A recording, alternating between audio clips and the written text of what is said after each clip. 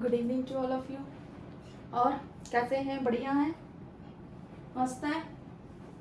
पढ़ते रहिए और मस्त रहिए। आज अपन डिस्कस करेंगे एक नया टॉपिक, सर्कुलेशन।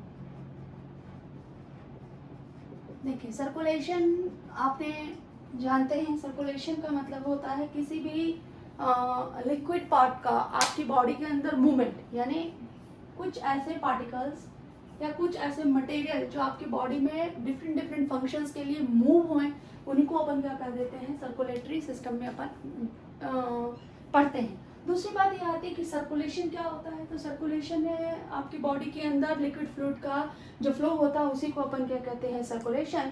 और सर्कुलेशन के लिए एक सिंपल पूरा सिस्टम ऑर्गेनाइज होता है, that is called circulatory system. तो यहाँ पर अपन डीप में पढ़ेंगे सर्कुलेटरी सिस्टम, लेकिन आज अपन सिस्टम के ज़्यादा डीप में नहीं जाकर पहले सर्कुलेटरी जो आपके फ्लूइड है थोड़ा उनको अपन डिस्कस करेंगे। सर्कुलेटरी फ्लूइड के बाद जो नेक्स्ट आएगा वो आपका क्या हो जाएगा, सर्कुलेटरी सिस्टम, जिसमें हम डिटेल में पढ़ेंगे हार्ट है, उसका structure and their function and their different type of systematic definitions and that is etcetera. तो यहाँ पर यदि मैं बात करूँ, सबसे पहले हम बात करते हैं सर्कुलेशन की। तो सर्कुलेशन का मतलब मूवमेंट ऑफ फ्लूइड, और वो फ्लूइड जो होता है वो आपको पढ़ना है। तो फ्लूइड में आपका फर्स्ट आता है ब्लड। तो अपन को नॉर्मली ये जो होता है अपना जो सर्कुलेटरी सिस्टम भी होता है उसको अपन ब्लड वैस्कुलर सिस्टम भी कह देते हैं, यानी सर्कुलेशन ऑफ ब्लड। आज अपन यहाँ पर पढ़ेंगे ब्लड, और थोड़ा सा अपन पढ़ेंगे ब्लड ग्रुप्स के बारे में। तो यहाँ पर अपन स्टार्ट करते हैं ब्लड। देखिए, ब्लड जो होता है वो होता है कनेक्टिव टिश्यू। कौन सा टिश्यू होता है? Connective tissue. देखिए, कनेक्टिव टिश्यू हमने 9th क्लास में पढ़ा था। तो कनेक्टिव टिश्यू का मतलब होता है those tissue which are connect to the organs. जो ऑर्गन्स को कनेक्ट करते हैं उन्हें हम क्या कह देते हैं, कनेक्टिव टिश्यू कह देते हैं। जैसे ब्लड, अब ब्लड में आपका एक जो इम्पॉर्टेंट एक चीज़ जो होती है, एक फ्लूइड कंडीशन में होता है, यानी आपका सॉलिड नहीं होता, सेमी सॉलिड होता है, फ्लूइड कंडीशन में होता है। और यहाँ पर यदि मैं कंपोजिशन की बात करूँ तो देखिए, यहाँ पर जो ब्लड होता है उसमें दो पार्ट होते हैं। First is called plasma and second one is called blood corpuscles. ध्यान से सुनिएगा, ब्लड कॉर्पसल्स। तो यदि हम इसकी बात करें ब्लड की, तो ब्लड में हमारे दो कंपोनेंट होगा, एक हो गया प्लाज्मा और एक हो गया हमारा क्या, ब्लड कॉर्पसल्स। तकरीबन 55% के आसपास अप्रॉक्स है, कहीं 50 भी दिया होगा, तो लगभग अपन ऐसा मानते हैं कि जो प्लाज्मा का कंटेंट होता है वो 55% होता है, और ब्लड कॉर्पसल्स होती है लगभग 45% के आसपास ब्लड कॉर्पसल्स होती है। देखिए, प्लाज्मा में क्या होगा, प्लाज्मा में आपका प्रोटीन होगा, वाटर होगा, लिपिड होगा, ठीक है। इस तरीके के जो भी जेल टाइप के स्ट्रक्चर्स होते हैं वो सारे के सारे, हाँ, आयंस, और जैसे कैल्शियम है, सोडियम है, इस तरीके के पार्ट्स भी, आयनिक पार्ट भी इसमें होते हैं प्लाज्मा में। तो ये सारा कंटेंट मिलकर क्या बनाएगा, प्लाज्मा। और जो ब्लड कैप्सूल्स होती है, यहाँ पर 3 टाइप की ब्लड कैप्सूल्स आपको मिलती हैं। एक को हम बोल देते हैं आरबीसी, एक को हम बोल देते हैं डब्ल्यूबीसी, और थर्ड को हम बोल देते हैं ब्लड प्लेटलेट्स, ठीक है। अब यहाँ पर हम थोड़ा सा डिस्कस करेंगे। देखिए, प्लाज्मा ब्लड कैप्सूल्स जो होती हैं डिसॉल्व, जिसको अपन कहते हैं, या जिस पार्ट के साथ में होती हैं प्लाज्मा, ये आपका जेल लाइक स्ट्रक्चर होता है, और ये आपका semi solid structures RBC WBC इसमें होते हैं। अब यदि मैं यहाँ पर बात करती हूँ किसकी, आरबीसी की, ध्यान से देखिएगा।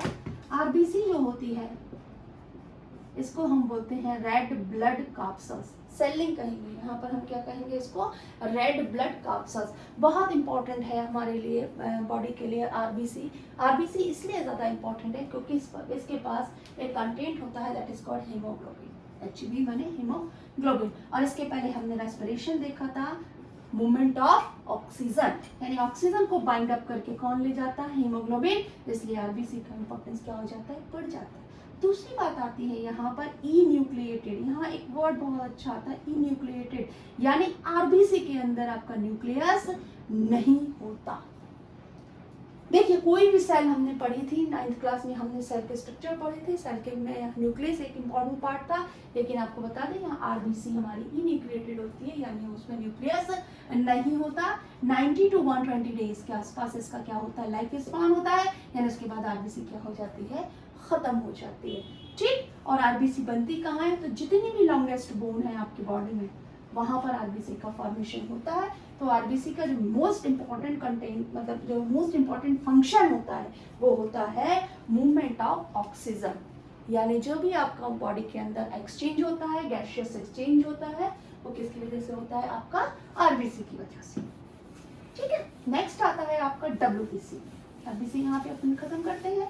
नेक्स्ट आता है आपका डब्ल्यूबीसी। डब्ल्यूबीसी को अपन क्या कहते हैं, व्हाइट ब्लड कैप्सूल्स।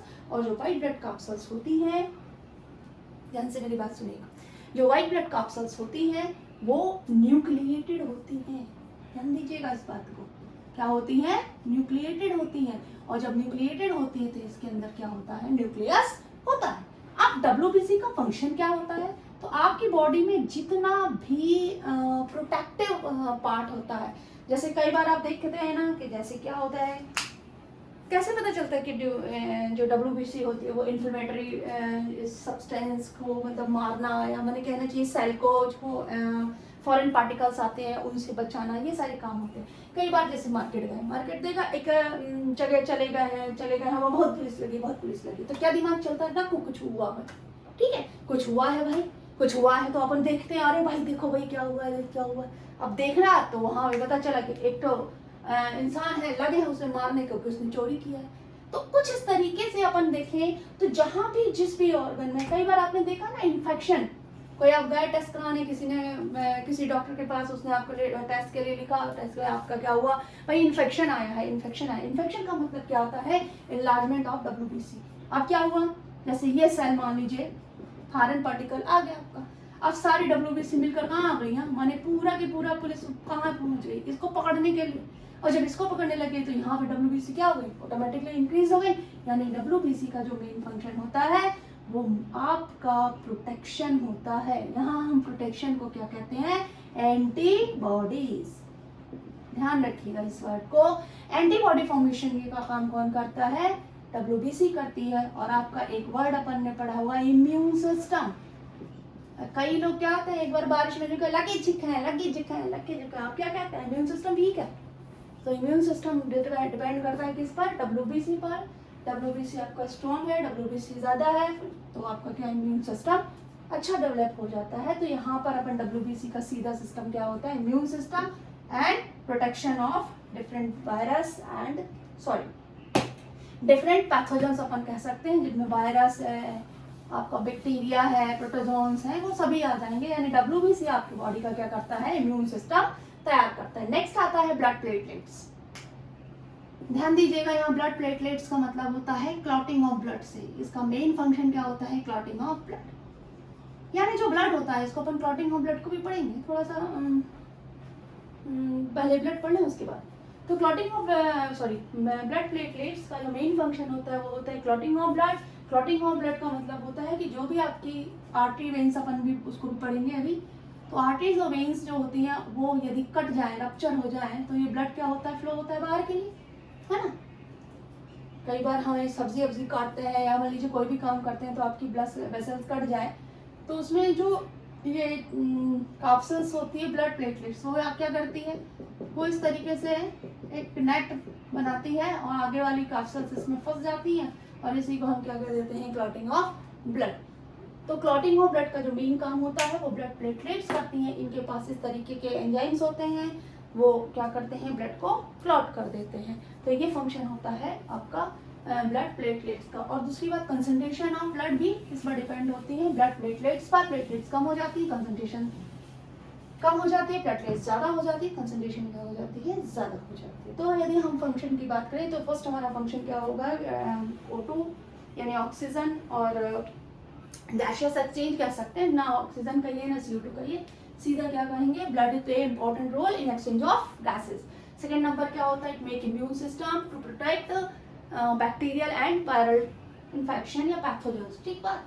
थर्ड आप क्या कह सकते हैं, clotting of blood is a main important function of blood. ठीक है। थर्ड आप ये सॉरी फोर्थ आप ये कह सकते हैं इट सर्कुलेट, जितने भी आपके वाइटामिन होते हैं, जितने भी आपके मिनरल्स होते हैं, उन सबको क्या करते हैं, सर्कुलेट करते हैं। तो it make circulatory system between the organs. ठीक, तो ये हुए हमारे ब्लड के फंक्शन और कंटेंट। नेक्स्ट आता है ब्लड ग्रुप्स। एक क्वेश्चन यहाँ से जरूर मिलता है। देखिए ब्लड ग्रुप्स यदि हम कहें तो आपने सुना होगा ए बी एंड ओ, यानी हमारे पास में कितने ब्लड ग्रुप्स हैं, 4। ठीक है, अब 4 ब्लड ग्रुप्स में blood group A, blood group B, blood group A B and blood group O. इसमें अपने पास एक क्वेश्चन आता है वो इन दोनों से ज्यादा पूछे। देखिए ब्लड ए बी और ए, यहाँ पे यदि मैं बात करूँ, ये हो गए आपके डोनर मान लीजिए, और ये हो गए आपके रेसिपिएंट, यानी रेसिपिएंट मतलब जिन्हें आप ब्लड दे सकते हैं। तो देखिए आप लोग ब्लड डोनेट करते होंगे, कई सारे लोग जो 18 हैं प्लस वो ब्लड डोनेट करते होंगे, और ब्लड डोनेट करना भी चाहिए, मैं भी करती हूँ ब्लड डोनेट। लेकिन यहाँ पर हम बात करते हैं कौन किसको दे सकता है और कौन किसको नहीं दे सकता। तो यहाँ पे यदि मैं बात करूँ ब्लड ग्रुप ए, तो ये जो रेसिपिएंट है और मतलब ये डोनर है, तो ये किसको दे सकते हैं, अपने ए को दे सकते हैं ब्लड ग्रुप को, और ये क्या कर सकते हैं, ए बी को दे सकते हैं। ठीक है, ये 2 को दे सकते हैं। बी किसको देगा, बी वाले को भी दे देगा और ए बी को दे देगा। ठीक, अब ए बी किसको देगा, ये केवल और केवल ए बी को देगा, नॉट ए और not B, only A B and O, this is A O A B and O तो उसका है ही है, सेम ब्लड को तो दे ही सकते हैं। तो देखिए यहाँ पे यदि मैं बात करूं ए बी की, ठीक है, तो ये डोनर होने के बाद क्या है, केवल रेसिपिएंट एक ही है, और ये क्या है आपका ए बी सब में आ रहा है, तो इसको हम कह देते हैं यूनिवर्सल रेसिपिएंट, यानी ऐसा ब्लड ग्रुप जो सबसे ले सकता है ना, भाई तुम भी दे जा, ए भी दे जा, बी भी दे जा, ए बी भी दे जा, लेकिन जब खुद के देने की बारी आएगी वो तो केवल अपने वाले ब्लड ग्रुप को देगा। उसका कारण अभी हम आपको बाद में बताएंगे। और ओ जो होता है वो बड़ा दानी किस्म का होता है, वही क्या है, यूनिवर्सल डोनर। आपसे क्वेश्चन पूछा जाता है which blood group is universal donor, तो जो भी आपके आएंगे उसमें आपका यूनिवर्सल डोनर केवल और केवल क्या है, ब्लड ग्रुप ओ जो होता है वो यूनिवर्सल डोनर होता है, और ब्लड ग्रुप ए बी जो होता है वो यूनिवर्सल रेसिपिएंट होता है। उसके पीछे रीजन जो होता है, इसके पास में एंटीजन नहीं होता एक भी, और इसके पास में इसके पास एंटीजन ए एंटीजन बी दोनों होते हैं, और इसके पास कोई भी एंटीजन नहीं होता ड्यू टू दिस रीजन। देखिए presence of antigen A and antigen B, इस पे क्या होता है कि किसी तरीके का कोई भी एंटीजन नहीं होता, क्योंकि ब्लड ग्रुप हमारे पास क्या होते हैं, 2 कंटेंट्स होते हैं ब्लड ग्रुप के अंदर, एक होता है एंटीजन और एक होता है एंटीबॉडीज। ठीक है, तो इसके पास एंटीजन ए और बी दोनों होते हैं, इस वजह से ये क्या करता है, यूनिवर्सल रेसिपिएंट होता है, और इसके पास किसी तरीके का कोई एंटीजन नहीं होता, तो ये क्या होता है, डोनर हो जाता है। अरे एंटीजन का मतलब हम यहाँ पर क्यों ले रहे हैं, देखिए एंटीजन जो होता है, यदि आप डिफरेंट टाइप, जैसे ए को आप बी का दे देंगे ब्लड ग्रुप, तो ये दोनों एंटीजन आपस में क्या हो जाएंगे, कोलैप्स हो जाएंगे, और ब्लड वेसल्स को वहाँ क्या कर देंगे, टाइट कर देंगे, जाम कर देंगे, यानी फ्लो में क्या होगा, जो फ्लूइड होता है आपका ब्लड, उसको फ्लो होने में दिक्कत होती है, और वहीं से ब्लड वेसल्स क्या हो जाती है, रप्चर हो जाती है, इसलिए ब्लड ग्रुप हमेशा टेस्ट करके चढ़ाए। दूसरी बात आती है, जैसे ओ की बात की, ओ के पास एंटीजन है ही नहीं है, तो ए भी देगा तो भी चला जाएगा, बी देगा तो बी के साथ चला जाएगा, और ए बी के देगा तो ए भी चला जाएगा, ओ के साथ देगा ओ के चला जाएगा। अब यहाँ पर एक क्वेश्चन फिर से बनता है, who discover blood group, who discover blood group, तो यहाँ पर एक नाम अपन लिखेंगे, कार्ल लैंडस्टीनर।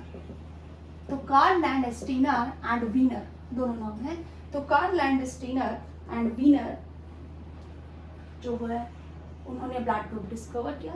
तो ब्लड ग्रुप हमारे पास 4 हो गए, ए बी एंड ओ। तो यहाँ से आपको क्वेश्चन मिलेगा।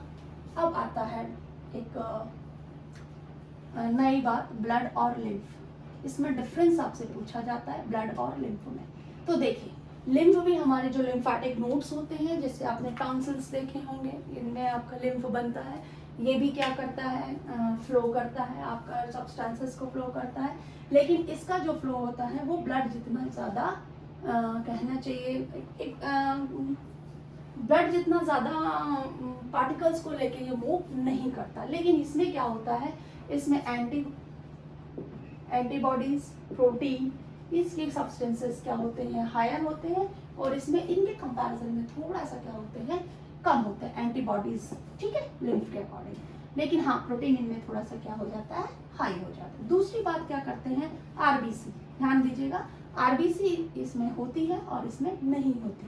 प्रोटीन सब्सटेंस इसमें ज्यादा होती है, इसमें कम होते हैं। एंटीबॉडीज इसमें ज्यादा होती है और इसमें कम होती है। ये क्या होते हैं, आपको अभी हम पढ़ाएंगे, आर्टरीज है, वेन्स है, वैन्यूल्स है, ये इनमें क्या होते हैं, फ्लो होते हैं, यानी ये कैपिलरीज में फ्लो होते हैं, इसमें फ्लो होते हैं कैपिलरीज में, और ये आपका टिश्यूज में होता है, डायरेक्ट टिश्यूज में।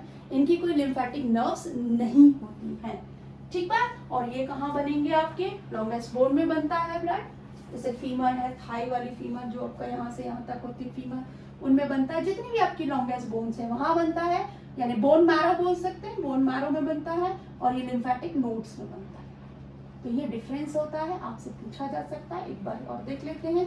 ब्लड रेड होता है और ये आपका ऑफ वाइट टाइप का होता है, जेल लाइक स्ट्रक्चर होता है।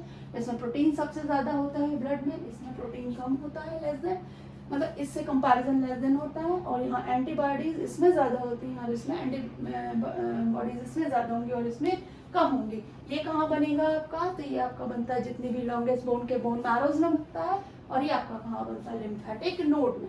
अब आता है ये फ्लो किस तरीके से होता है, तो इसमें ब्लड कैपिलरीज होती है लाइक आर्टरीज और वेन्स, उसमें फ्लो होता है।